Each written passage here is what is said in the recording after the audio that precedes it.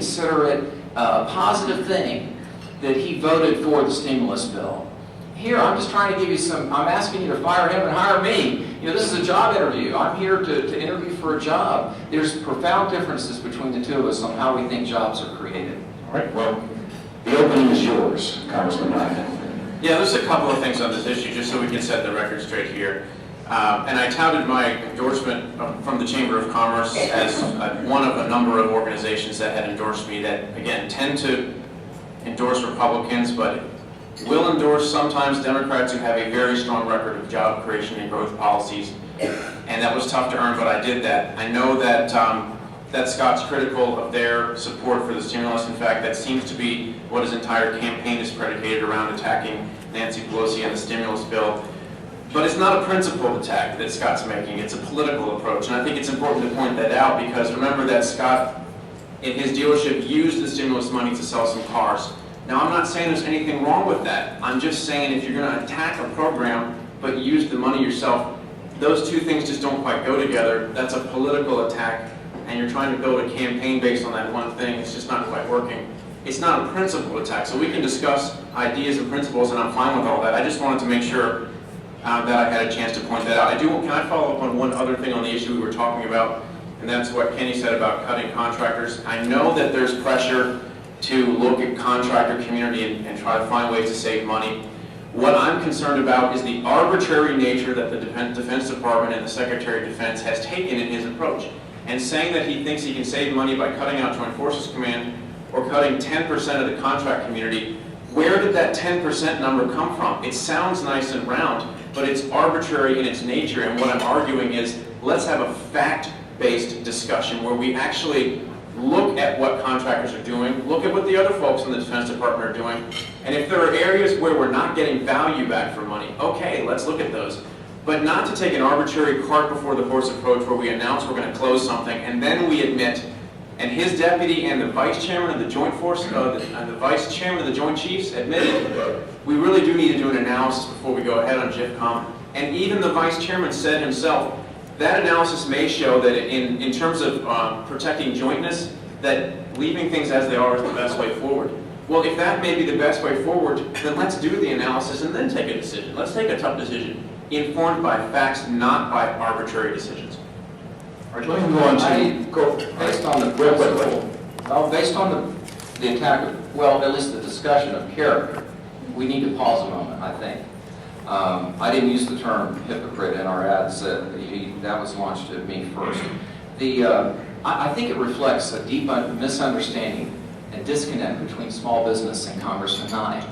I can't imagine being on our sales floor and saying, no, John, you can't buy that car. Or to my sales staff, no, you can't sell that car.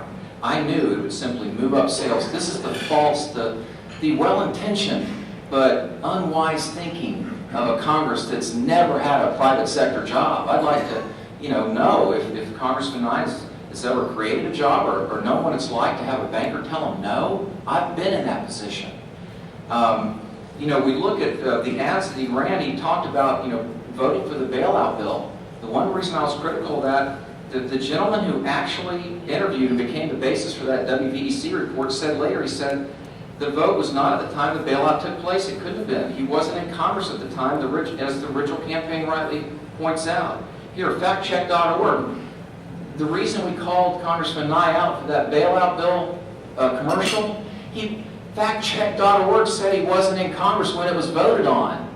So when we come down to matters of principle, I stand by my record and I welcome a careful examination of how we got to this. All right, let me answer that real quickly because I'm going to I'll be quick, and I know Kenny, Kenny, you guys are killing me. I'm carrying it. I want you to know, you're not the NRA. Again, and I also am proud of that I got the NRA endorsement. Thank you, Kenny, for mentioning it. Look, I'll be very quick, just specifically to something that Scott said right in his response. And again, I wasn't criticizing Scott for using the money in the dealership. What I was criticizing was his attacking me for supporting something that provided him the ability to use that money, which he opted to do. Let's be clear. Look, Scott and I are going to disagree on who's the best candidate in this race. There's no question about that. We're going to tell you on our TV and other advertisements who we think you should vote for, who's the best one. But let's look at what third-party organizations that you know talk about. 13 News did an ad watch. They looked at the question of how I voted on the bailouts, and they said that my ad was true. It's had a big red stamp on it. I wasn't in Congress when the program first started, but it was one of the first votes I took in January of 2009 was whether or not we were going to fund that program. Totally symbolic. These are totally symbolic. And that was my vote. Yeah, I don't want to get too And I deep. stood by that. And also, let me make one more thing. Wavy TV10 did their own ad watch on Scott Rigell's response ad on the Cash for Clunkers issue, and they said that 2 of his claims made in his ad were false. Again, this is independent organizations saying this, not me, so take their word for it. Okay, let me ask, I want to get to the stimulus program for a second, because, Kenny, I'm going to ask this question to you. I'm going to ask this question. Let me clarify a couple things. I wouldn't have taken the money in cash for Clunkers. I think it was a bad program. I wouldn't have done that. And I wouldn't have voted for it either. So there. I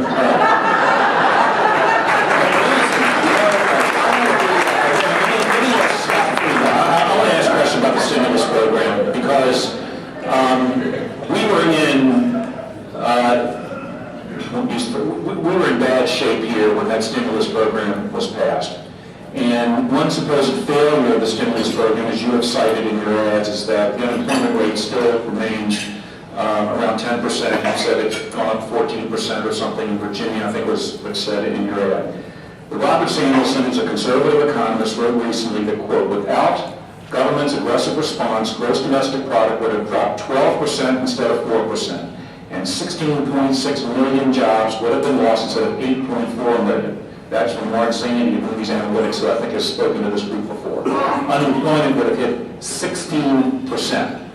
So even though things aren't as good as we all would like it to be. Joel, you're buying into revisionist history. You can find an economist that'll make that kind of point. This is a conservative economist. This is not I can show you a 10 others. I was doing actually we were navigating all right through that recession until, frankly, that stimulus bill came along. People will walk for $200 in a car dealership. They'd certainly walk for $4,500.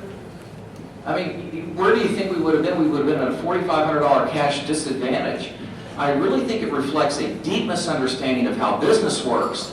And our profit margin is around, half the time it's around 0 right now. Well, what was government's role at that period? I guess that's my question. What should have been government's role? Should it have been to do nothing? No, we did need to do something. We just did the wrong thing. Even the president is beginning to second guess himself. I'll give you the article after this debate. You can see he was saying, we probably should have done more of what the Republicans said, which was to have more tax credits. I'm not saying we should not have done anything. I'm not a party of no guy. I'm a party of ideas. I'm just saying I believe in the American entrepreneur. I don't believe in bigger government. If you believe in bigger government, you want massive government intervention and massive deficit spending, I'm not your guy. But for the people who know the heart and the soul of the American people is in the spirit of our entrepreneurs, unleashing their ability to go out and to create jobs, then I'm your man. All right, Congressman, now you want to respond? I do. Look, and if I misquote you, Scott, please tell me that I'm not right. And Scott just said, and I think you were talking about his dealership, we were doing all right. We were doing all right in this recession until the stimulus came along. And I think he's talking about his dealership, not the general economy. What I want to say is, if you look at where we were at that time, and again, leadership is about taking tough decisions at the moment. Looking back is always a lot easier. Look at where we were at the time. Beginning of 2009, when I first swore into Congress and took on this great responsibility, economists, not just Zandy, left, right, and center, across the board, Democratic, Republican, and everything in between, were saying our economy was in the danger of going off a cliff into a depression the likes of which none of us have ever seen. Now, we can argue about whether or not we took exactly the right approach. We had to make decisions then. I made a decision to do something to try to help the economy. Again, it's a program that, I know Scott says he doesn't like it, but he used it, okay? Even Governor McDonnell said that the stimulus helped. Are we where we want to be today? Not yet. We have more work to do. That's why what's important is that we look forward about ways that we can continue to help the economy grow, unlock capital for our local small businesses to be able to get that loan, to make those hires and get themselves growing. Working on continuing to cut taxes for small businesses. That's what I've been working hard to do, and I'm going to work to continue to do. I'm actually leading the charge to extend all the tax cuts right now so that our businesses can plan and have that ability to know going forward that their taxes aren't going to go up. These are the reasons why I've been endorsed by the U.S. Chamber of Commerce and the National Federation of Independent Business. And again, at the end of the day, an endorsement is an endorsement from one independent organization or two. I'm looking for your endorsement in this race. Voters are smart. You all are smart. You're going to make an informed decision about who you think on this table is the best person going forward to represent your interests and fight for the needs of the Hampton Roads community, including our small businesses. I'm the one that has a track record of doing that that's been recognized by others. Stimulus program, Kenny Weber. You get 2 minutes.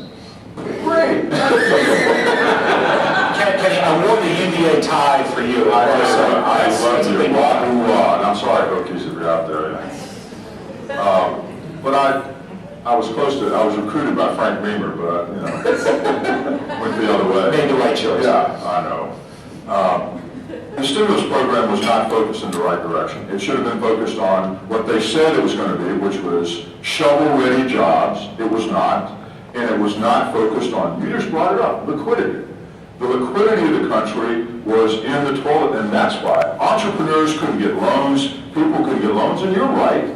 We should have provided money, cash incentive, not cash incentives, but tax incentives, to buy new cars. I would have bought a new truck if you'd have given me a $2,000 tax exempt to go and buy a new pickup truck. Instead, I'm riding around that 1990 Ford pickup truck I did buy at the beach Ford, I'm sorry. I'm sure he would have given you a $2,000 cut on that. Barnes are supporting you, by the way. Well, I am driving the 1993 I bought from you in 95, so, you got to give me credit there. But it was focused in the wrong direction.